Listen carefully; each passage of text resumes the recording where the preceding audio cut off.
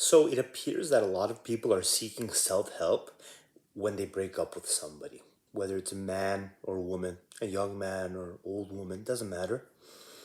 People feel like shit when they break up, like shit. And that's a big catalyst for self-help and self-improvement, right? So in one sense, for somebody like me, who deeply believes that the world would be better if people took more seriously the project of self-improvement. If people got up daily and said, how the fuck am I going to make myself a little bit better tomorrow? How am I going to make myself a little bit better today? That's the procrastinator in me speaking, saying tomorrow. It should be today. How can I make myself a little better today so I could serve myself better, right? Me, the consciousness, this thing, this monkey. I want to serve myself better because I'm a conscious entity. And if I believe in taking care of conscious entities, well, why not start with the one that I have the most control of, the most understanding of, this one? And then I'll worry about the other ones too. And you should worry about the other ones. But if you're not going to start with this one, you're going to have a hard time worrying about any other ones. And so, in a sense, for someone like me, breakup should be an amazing thing. I should kind of want more people in the world to experience these kind of negative, traumatic emotions so they get on the right path. But unfortunately, that's not how it always works. For some people, especially during a breakup or divorce, and I'm going to talk a lot about this, I realize now. I realize I'm going to have a ton of videos on this. But let's let this be a quick, not even an intro, just something I want to say. So, you would think that it would be nice, right? Breakups, because it would put you on the path towards self-improvement, but it doesn't feel nice for the person that has the breakup. So if you're watching this and you broke up with somebody broke up with you, if you got divorced, all the kinds of bad, nasty things that can happen in relationships, especially relationships in modern society. All those things. They can happen to you. Maybe they happen to you. Maybe one of them happened to you, and that's why you're Googling and YouTubing for help. And it feels like shit. So obviously, I don't want people to feel like shit. Obviously, that's a sad, sad thing. But at the same time, it seems like ending of relationships, especially romantic and intimate ones, it seems like that's such an important catalyst for people. It's such an important step for people. It's so strange. Where maybe it's not strange. I don't want to be too harsh about it, but it's interesting, right? So when things are going okay for you, when things are going nicely for you, when you're happy with your partner, you're not worried about self-improvement. You're doing all the wrong things. You're eating too much. You're not working out. You're not improving your mind, not improving your heart, not improving your understanding of reality, not trying to think more clearly, not becoming stronger and tougher, which this world always requires. You're just being a little bitch, right? Maybe you're just being weak, or maybe you're just falling into the comfort. There could be a lot of things, a lot of different relationships, and I don't want to paint everything with one broad brush.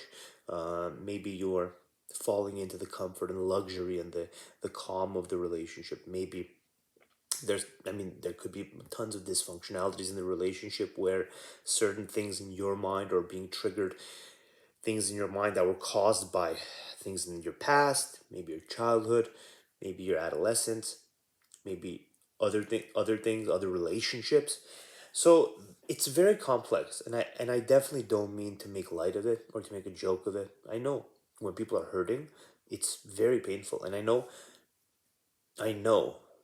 some of the most painful things in the world are when you lose somebody you love. It's scary.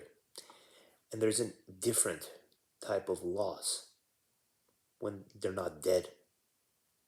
When you love somebody and they die, that's painful. That's heartbreaking. But it's a little different than loving someone and then having them not love you back and leaving you. And you knowing that they're still around, happy somewhere else. That's a different kind of pain. In some ways, it's easier than the death part. But in other ways, it's harder. It is. In other ways, it is. And as much as we want to say it's not, the first step is to acknowledge that it is harder. that it is more difficult.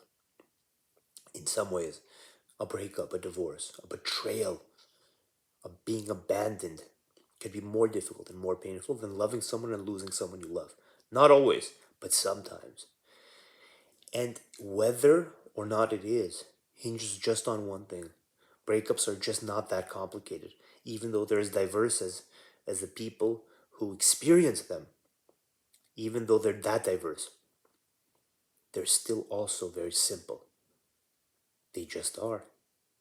And the reason it hurts and the reason it feels like death, but not somebody else's death, but your death. Breakups feel like your death. If you're in a real breakup, if you're in a good, true breakup, it kind of feels like dying in a sense, doesn't it? It kind of feels like dying. And I know that for a fact.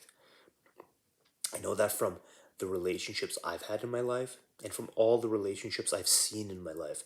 I've been lucky to have been a participant in a lot of other people's relationship trauma and drama, and I've learned from those experiences. I'm sad for those people, and I tried my best, but not always. Sometimes I was pathetic and weak myself, and I couldn't help them like I would be able to help them now. But I always learned from them, and I realized that breaking up is basically like dying. A true breakup is like dying. And it all has to do with the same thing.